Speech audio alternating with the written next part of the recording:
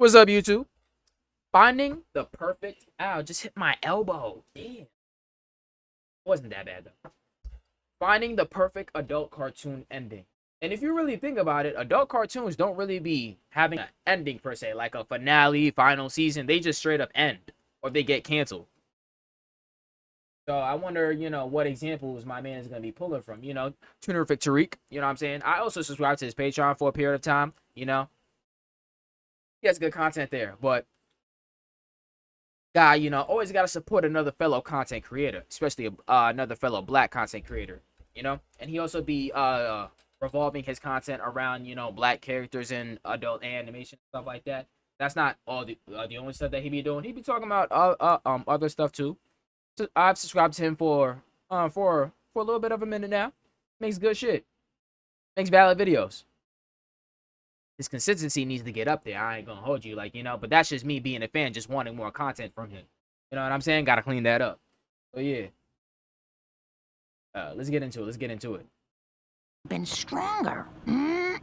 Yep, our family is as functional as all get out. Could this be the end of our series? Of events?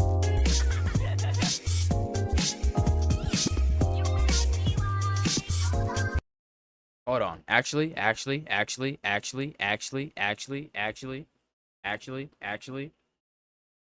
was just a very good intro. I was about to run downstairs and get some chips, but nah. I'll do that after. That can wait. I have some Sour Patch Kids. Since I'm in the process of making my own, I guess the idea behind how a lot of adult cartoons end has really been on my mind recently. So, here's a video about it. A lot of adult animation just kind of stops, bro. I never really noticed that. Lots of shows are really short-lived, maybe a good 1 or 2 seasons. Maybe every once in a while they'll sneak in something a little cute when they find out that they're about to end. That's kind of the impression I got from the little thing they do at the end of Bless the Hearts. But yeah, man, if you love any of these shows, good luck with that closure shit. You better off watching kids cartoons. I started watching Mission Hill a few months ago and I stopped. Not because it was bad. That shit was actually hard as fuck. Super gas, if you will. No, I stopped because I was loving it too much and I know I'm gonna run out. But I think because of how often this That's exactly how I felt about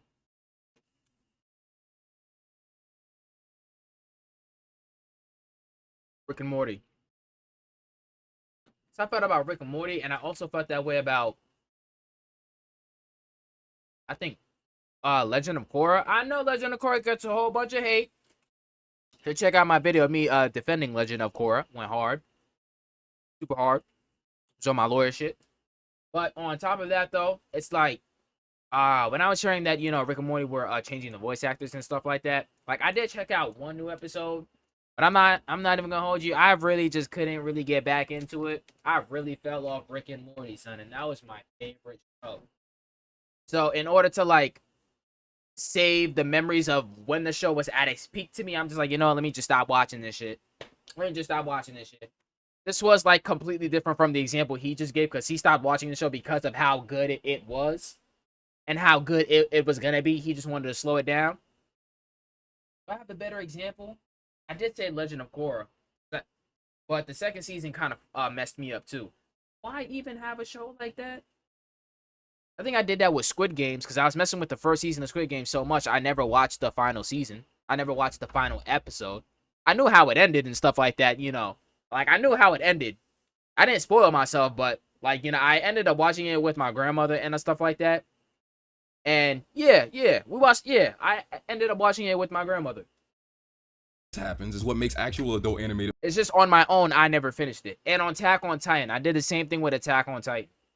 Finales seem like a really big deal. A lot of the time it's the episodic sitcoms that don't get a finale. They either run forever or they just cut off mad quick. I think niggas see this section of the genre as sort of disposable to a degree. Shows with through lines really have the really anticipated finales that really make it feel like the show went out with a bang. A show like BoJack Horseman got the rare finale season, where the idea of it being the ending just kind of lingers over your head for 10 episodes. The View from Halfway Down gets all the attention nowadays. It is a phenomenal episode that really sets up the finale really well. But the actual finale, Nice While It Lasted, really sticks that landing. You get these scenes with BoJack and everyone else in the cast. It's really gratifying to see how Family Guy just celebrated its 25th anniversary, having premiered to the world on January 31st, 1999. Since then, it's become an unprecedented success, with people all across the globe still tuning into new episodes.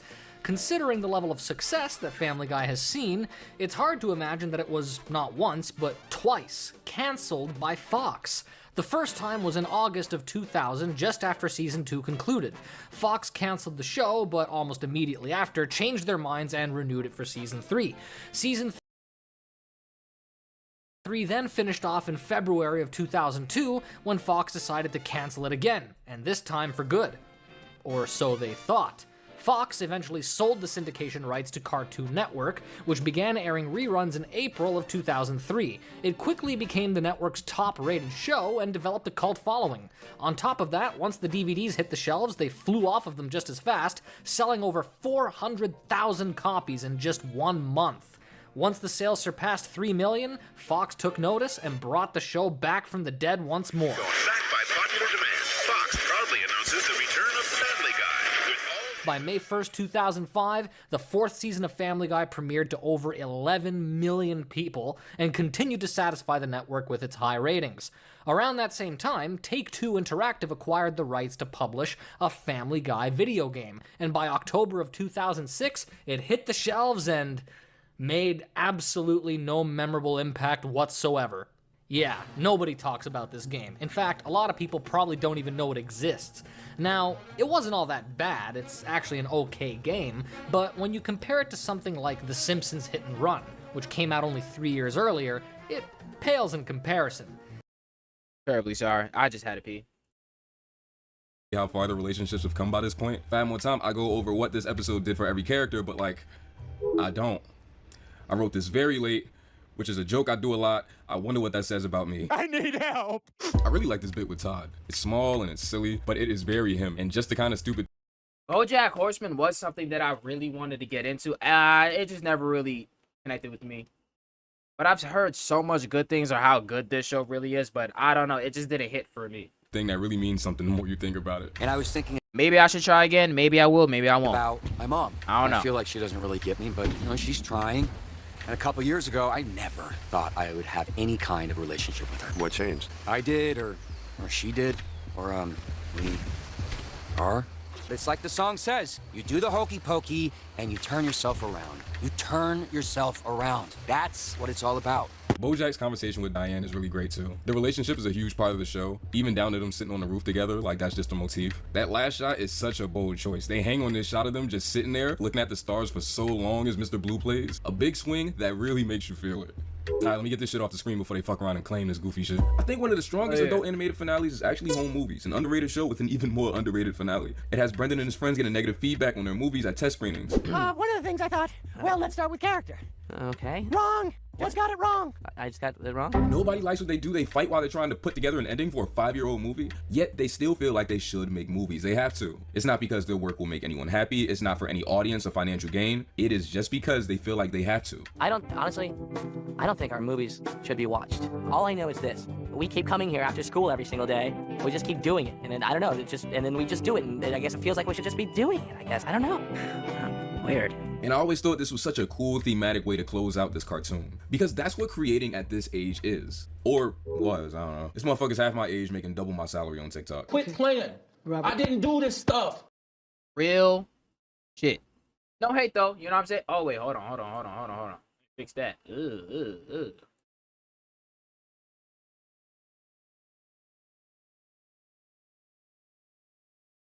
What up?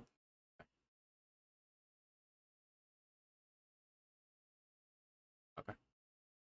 Alright. You know what I'm saying? It's like, you know, no hating on the other people, like, you know, out there getting it, how they're getting it. You feel me? Like, you know, everybody's path to success is completely different. Shout out to ya. This is not me. But at least when I was a kid, you just had to make stuff if you were creative. It was just in your DNA back then, and it probably still is. Oh, no. So what does everybody want to eat? Pizza? What about Somebody said the salad bar. It was like all you can eat. Hey, that's Bob. Bob's Burgers. And also, my little sisters, they see me getting on this content creator shit or like, you know, the streaming type stuff or YouTuber type stuff. And, you know, it has been wanting them to do the same. All right, shut up. Sorry I asked. Today's video is brought to you again by Factor.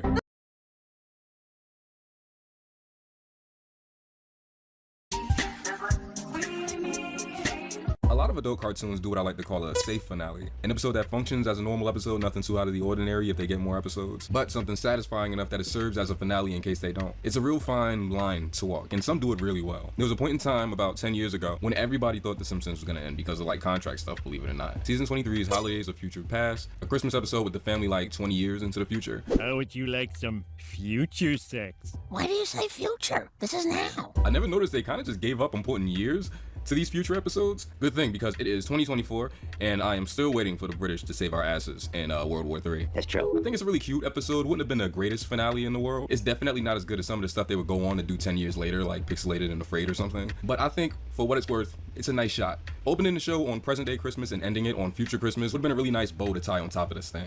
Oh, and in case you're not caught up on the lore, Homer apparently killed Maude and Edna, I guess. It's so hard to find somebody new. Sure is. That's why after Homer accidentally killed Edna, I married Maude's ghost. There is no God, Nettie. It's just an empty, meaningless void. Isn't she pretty? Every time Futurama gets picked up for a new order, they always make sort of a safe finale based on the very big possibility that they will not be back. The Devil's Hands are Idle Playthings from season 4, a real favorite of mine. You can't just have your characters announce how they feel. That makes me feel angry. They got those 4 movies. Into the Wild Green Yonder was written as a possible ending. Probably ends with my favorite imagery. I messed with Futurama heavy at one. I don't know what made me fall off that. It's Futurama seen as one of those big, like, you know, one of those top adult animations. Because growing up, I've always heard of the, you know, the Boondocks, Guy, Rick and Dad. As I got older, Bob's Burgers, Rick and Morty, even The Simpsons. Even back then, even though I wasn't even a Simpsons fan for real, like I could not get into it at all. But Futurama, though, I liked it. There were some episodes that I could tolerate. And I always loved the intro. I don't know. Why isn't Futurama talked about as much as the others? Or maybe they are, I just don't see it. Got all of these?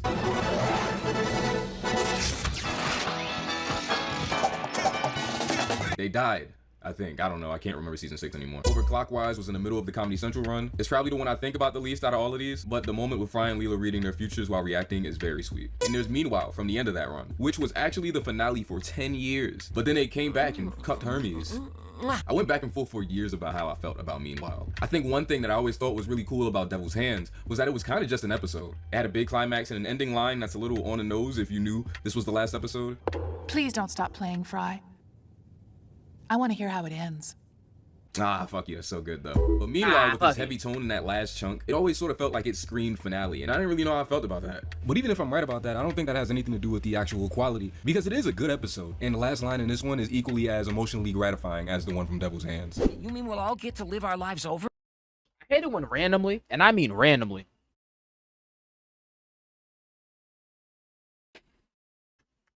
I'll get this, like, itch in my ear.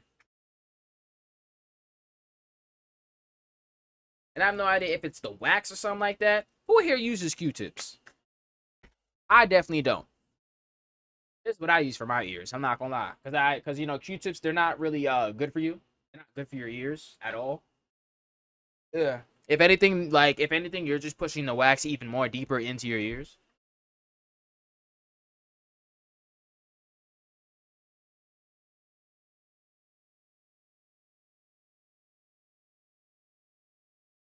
Oh, hold up. Alcohol.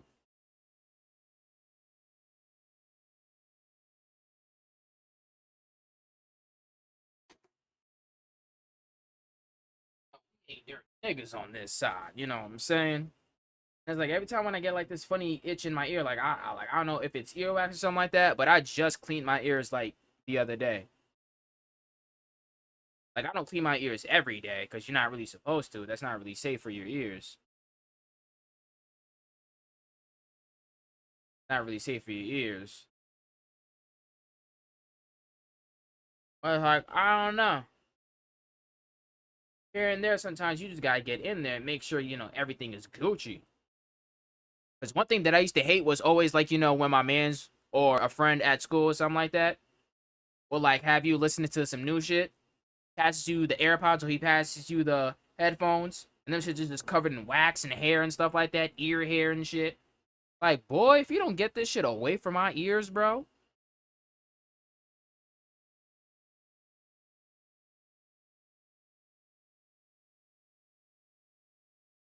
And while I was looking up more about this tool, I was just like, wow, this is a much healthier option.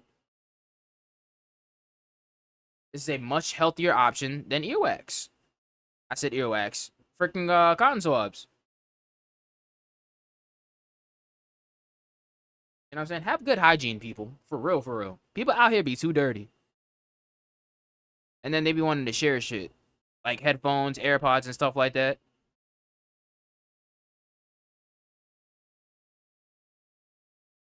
Random as fuck, but I feel like that was something good to talk about. Ever again? Of course. We won't remember anything that's happened. What do you say? Want to go around again? I do.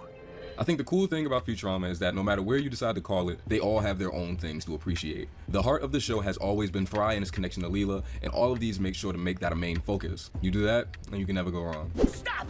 Take my hands, you evil metal dog!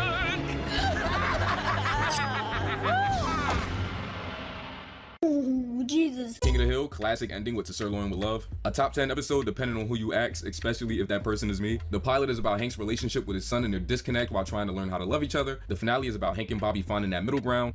I got into King of the Hill a little bit later because I'm not going to hold you. This was not the kind of show that I was fucking with growing up. It either had to be Family Guy, American Dad, Boondocks. It had to be those type shows. But best believe, when you get older, shows like this are definitely something that you appreciate much, much more. Like, for real, for real. I don't even watch Family Guy no more. Ask me when was the last time I went out my way to put that shit on. Like, bro. And the only reason why it's the same with Boondocks is because Boondocks only has 4 seasons, and I've rewatched all 4 of them seasons so many times. It's like, you know, I can't just rewatch them again when you know every single episode, word for word, bar for bar. It's like, I can't, you know?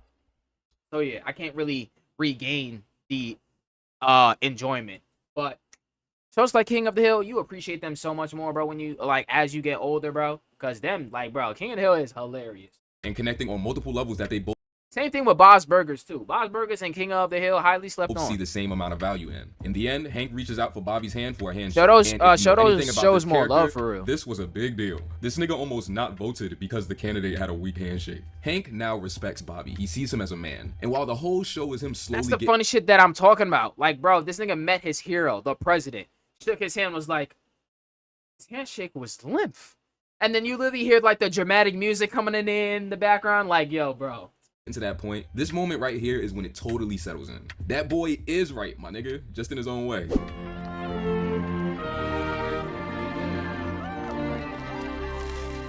In the last montage, legendary. Nancy goes to Dale for her headaches and not John Redcorn. We finally get to see what Boomhauer's job is. Everyone just like gathers and meets in the yard because a father and son are grilling together. Well, Dad, it looks like this is the last. I ain't gonna hold you though. I was very like, you know, that blonde shorty, like Nancy. Yo, I was hella pissed at her in the first couple seasons because I was like, yo, you're really cheating on Dale. Like, really, you're really gonna just cheat on your husband and had a whole baby on him. And Dale is just too stupid to know, so that just makes it even worse. And all he does is just appreciate you and show you how much he actually cares about you for real. Because when you, there's a certain like, bro, you know Dale actually gives a fuck about Nancy. Like, he loves her, bro. So it's like, god damn, bro. How you gonna do Dale like that? But, you know, she comes around, I guess. Even though I would never be able to forgive Shorty. I would never be able to forgive Shorty for doing that to me. But, hey, bro, Dale is a different breed, and he just has a way bigger heart than mine. So, hey, shout out to Dale, if anything. Last one. Oh, you're just getting started, Bobby. You'll be grilling your whole life. Just like you. Yep.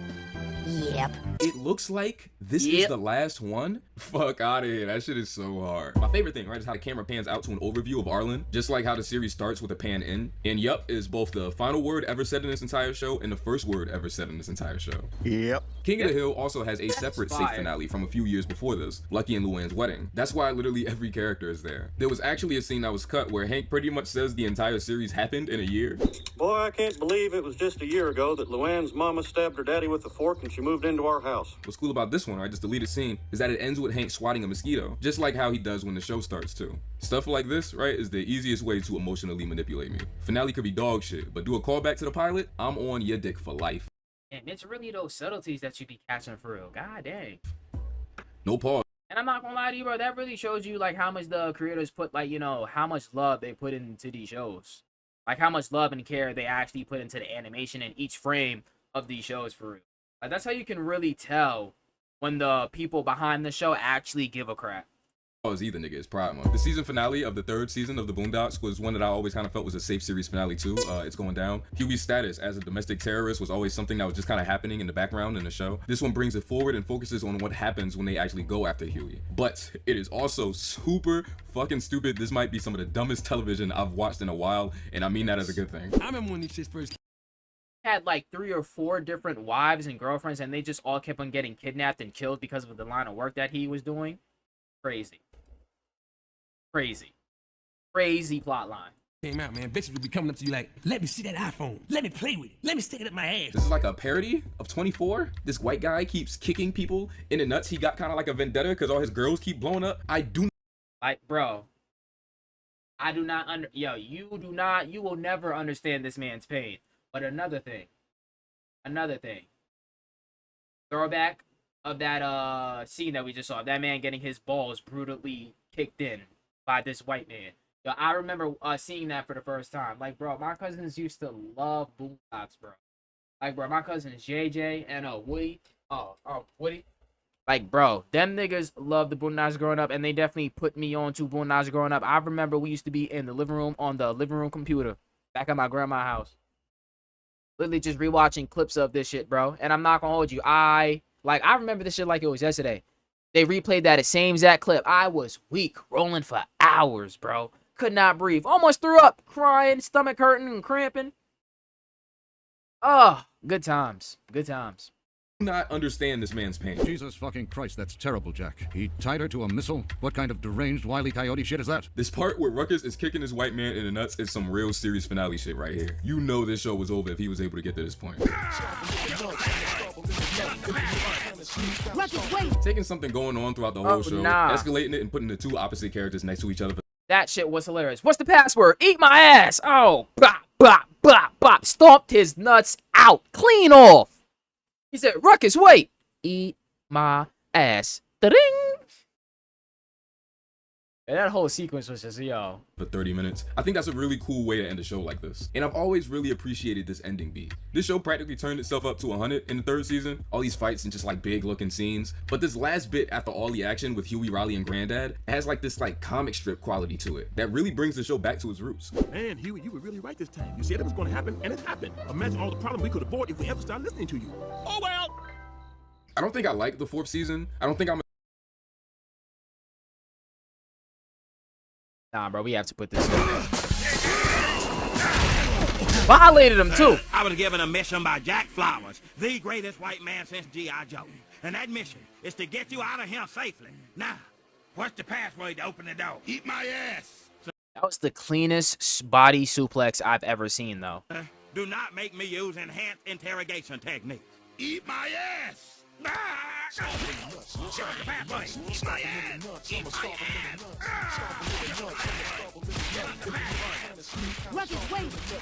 Give us the password. My God, what have I done? Oh, I have seen the enemy, and it is me. Yo, that is fucking hilarious. My God, what have I done? I have seen the enemy, and the enemy is me. as hard on it as everyone else. I do like that Pretty Boy Flizzy episode. Don't you ever question whether or not I beat Christiana. I whoop that bitch's ass. But I actually do think its worst crime is that they didn't do another safe finale. The show just kind of ends on some bullshit now. But to be honest, I would not want to end this series with anything on this roster. Not even a shovel could fix this one. Granddad dates a Kardashian?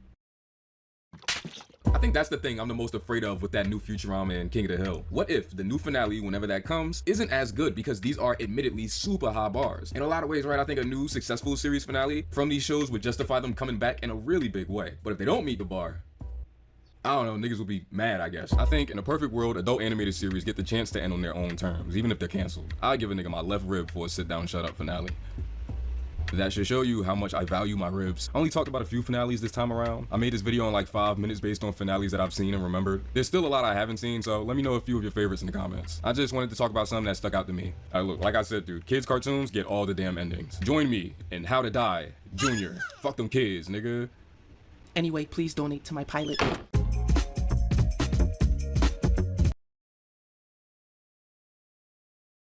Shout out to Tariq. Shout out to Tariq, man. I ain't gonna lie. W video, as always, I stay consistent in watching his videos. Should be more consistent with these streams. All right. Bye, YouTube.